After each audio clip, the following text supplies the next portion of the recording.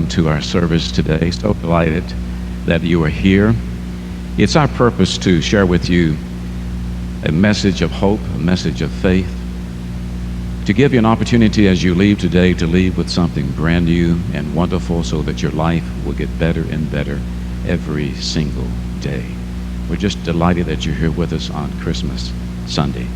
So Merry Christmas to you. And for those who practice Kwanzaa, Happy Kwanzaa to you as well. We believe that joy is a sure sign of the presence of God, so we like to start with a little story. I was thinking of this the other day, actually, because I was making sugar cookies. And I came across something several years ago I'd like to share with you. I know for some of you, you will be shocked to know that the Pilsbury Dough Boy died at age 71. The Pilsbury Dough Boy died yesterday of a severe yeast infection and complications from repeated pokes to the belly. He was 71.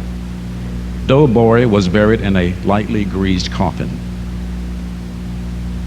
Dozens of celebrities turned out, including Mrs. Butterworth, Hungry Jack, Betty Crocker, the hostess Twinkies, Captain Crunch, and many others. The graveside was piled high with flowers, F-L-O-U-R-S. As longtime friend Aunt Jemima delivered the eulogy, describing Dough Boy as a man who never knew how much he was needed.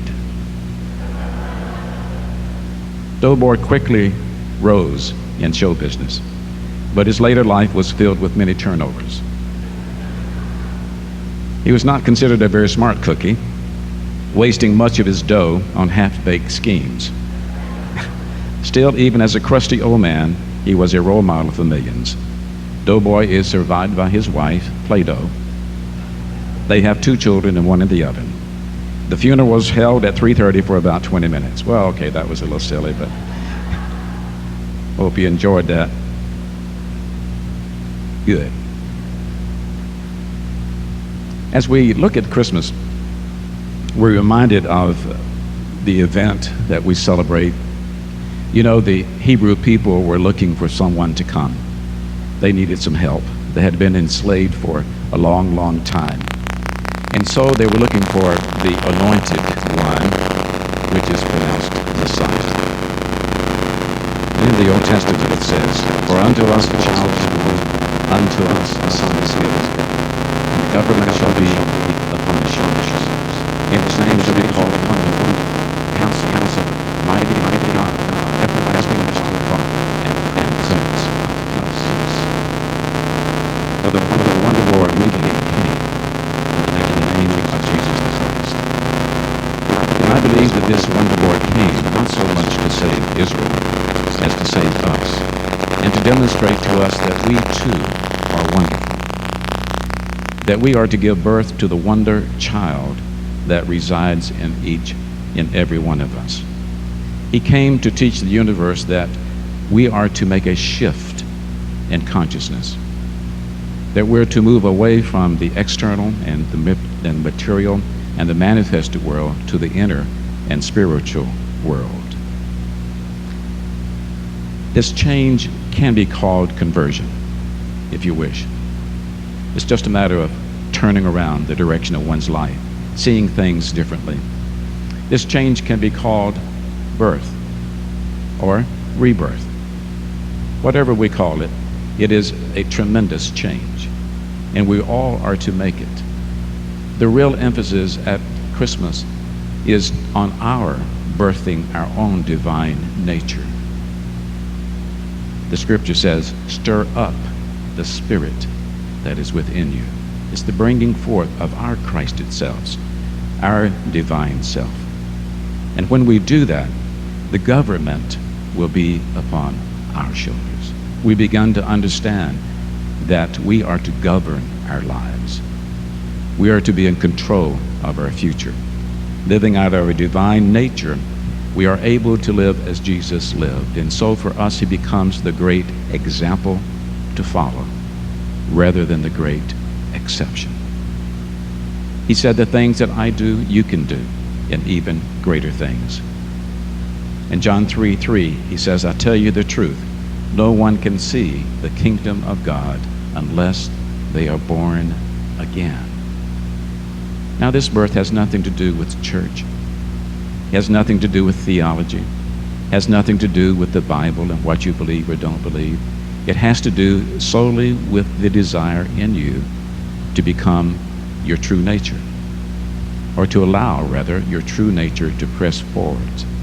The truth about you and me is that we're holy, that we are divine, that we're made in the image and likeness of God, and that we can begin to press away from us all that doesn't look like God, all that doesn't look like love, so that our true nature can be the one that is governing our life. So we have a little general battle with our ego, don't we? And we have to lovingly set the ego in its proper perspective. It has a role, but it's not to rule our lives. The Spirit of God within us is to rule our lives. Again, in Matthew 18:2, says, I tell you the truth, unless you change and become as little children, you will never enter the kingdom of heaven. We understand the kingdom of heaven is not a physical place in the universe. Barbara Walters had a special on last Tuesday night about where is heaven and how do we get there. I need to write her. She didn't answer the first question. Heaven is not a place in the universe. It's a place in the mind. It's a place of consciousness. We create our heaven and hell every single day and live in it according to our thoughts, according to our beliefs. The way to emerge out of that is to go back to the innocence of being a child, to once again see the world from a child's point of view, where we trust it. We trust it. We feel at home here. We believe in it. We look at it in awe and wonder. We're innocent and we're open and we're easily taught. That's why the scripture says, blessed are the meek, for they shall inherit. Meek only means teachable, that's all. And the ego doesn't want to be taught. It doesn't want to say yes to anything other than its own will. And therein lies our journey. See, we understand in the scripture from John 3:16, for the God so loved the world that he gave his only begotten Son, that they who believe in him shall not perish, but have everlasting life. Eric Butterworth, one of our great teachers, said that the only begotten is referring to the Christ, not to Jesus, but to the Christ. We understand Christ to be a level of consciousness. It's a level of awakeness, of enlightenment and awareness. And Jesus accomplished that. And because he accomplished that, he was called the Christ. It's not his last name. It's a title that somebody gets, like Buddha, for example. So our Christed nature is the only begotten that God gave. And he gave it to all of us. Even the worst criminal sitting in a prison somewhere is the only begotten. He just has forgotten that he's the begotten. How is it that we're to let this wonder child come out then? If Ray is correct in saying that it's here, it's inside every single one of us, and it's about releasing this wonderfulness, how do we go about doing that? I think that Mary gives us an example. Mary, the mother of Jesus, nurtured the seed that was inside of her. Myth has it that Mary actually was a very young woman. The word virgin in the Bible means young woman. It doesn't mean sexually pure. She was probably 13 or 14 when she became impregnated.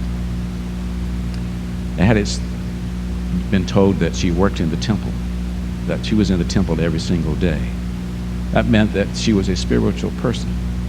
She was in a house of prayer. She was in a place where she could study, where she could learn, where she could be close to God.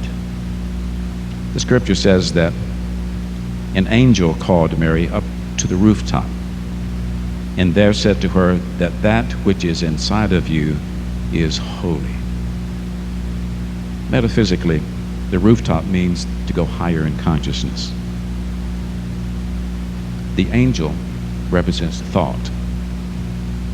The room in the inn in the story of the birth is saying there's no room for love to be birthed. The stable represents that holy place. See, spiritually, things can only be spiritually discerned. We're not going to get it by human efforts to study it. It's we know when we know when we know. And when I hear this story, I know that that's the truth of my being as well. That as I am called up to the rooftop of my consciousness, to a higher level of consciousness, when I nurture that divine seed through prayer and meditation, when I allow myself to be in that holy space, then these words ring true for me and tells me that as I nurture that which is within me, that which is within me is holy, then I will give birth to that which is holy. The other thing that we're to do is to remove the blocks that keep the birth from happening. Blocks are fear, blocks are judgment, and blocks are low self-esteem. I went to Russia, been there several times, and you know, because you've seen them, I can't remember the name of them, but they make dolls that are placed inside of dolls, that are placed inside of dolls, that are placed inside of dolls. So when you get one of these, you can begin to open it up, and you go to another level. And you keep opening it up, and you go to another level, to another level. And that's the experience of spirituality. That as we begin to understand that the journey is inward, not outward, then we begin to peel off the layers that are keeping us from being our true divine nature. We just let them go. Course in Miracles says that what we do is we remove everything that doesn't feel like love. It's sort of like a sculptor working on a stone or carving in a piece of wood.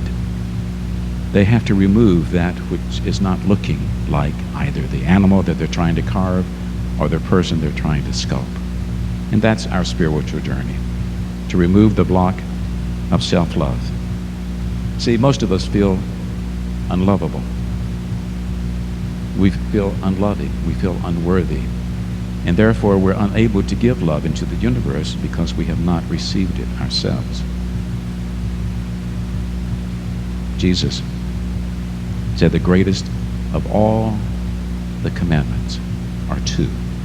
Love the Lord thy God with all thy heart, with all thy soul, with all thy strength. In other words, with everything in you. That's how Mary nurtured that seed. We nurture our divine seed by loving God, by expressing love to God, by living in the world in such a way that we're constantly living in an aroma of thanksgiving. For whatever is going on in your life, can you just say yes to it and be thankful for it? It's there to teach you. It's only there to lift you up higher. It's not there to defeat you. It's an opportunity to peel off a layer, to open up the doll a little bit more, to get down to your divine nature. And he says, love your neighbor as you love yourself. Most of us are pretty good loving our neighbor. Most of us don't know our real neighbor.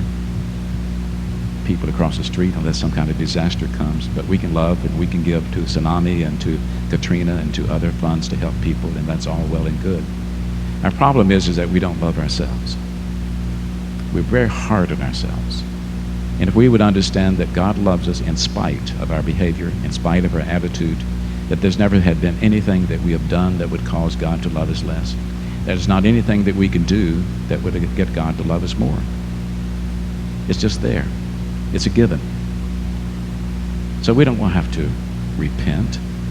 We don't have to confess. We just have to change. Become that innocent child, peel away that doesn't look like love, and allow our divine to come out. The second block is fear. Fear stops love. Of Course in Miracles would teach us that it's only two emotions, and we can't be in both emotions at the same time. These two emotions are fear and love. And if we're in fear about anything, another person, a job loss, a spouse loss, a loss of money, a loss of life, a loss of limb, if we're in fear any place along there, there's no way that we can be in love. We're to gently move away all of that looks like fear. Perfect love will cast out all fear, is what our scripture says to us. Remove the blocks to love, self-love. Remove the blocks of fear. And finally, remove the blocks of judgment. Scripture says, judge not that you be not judged. With whatever judgment you you put into the world, you will also be judged. In Luke 6:27, it says, "But I tell you, love your enemies, do good to those who hate you. Love those that curse you. Pray for those who despitefully use you. Do unto others as you would have them do unto you." If you love those who love you, what credit is that to you? See what God is trying to get us to say through Jesus, to understand that we are to go through this life not placing judgments on people, not the way they behave, not the way they look, not the attitude that they're carrying around, because the judgment that we place into the universe will come back to us. So we're to give up that. I don't know what it is, but most of us go through a day and make 20,000 judgments every single day. What if we just tried it for an hour? See if you can go through 1 hour without making any kind of judgment on somebody else. And then see if you can extend that for a day. A family was eating in a restaurant. In walks this bedraggled street person. Ragged clothes, unshaven, unclean, brown teeth, hair in disarray, shoes hardly on, shoestrings untied, and the mother was scared to death. She said, "Oh my God." But you know what happened? The young child, 5-year-old Eric, looked up and said, "Hi there." And the man smiled, his countenance brightened, and the mother caught herself. She said, "I was in judgment. I had nothing to fear. Nothing to fear." Beloved, this morning, we have hope. Christmas is a message of hope. Charles Fillmore, the co-founder of Unity, says the passage I'm about to share with you is the most powerful, the most truth-spoken sentence in the entire Bible. And it says, "Christ in you, your hope of glory." The Christ is that divine nature, that wonder child that you are, that is to be born to you today. So it is.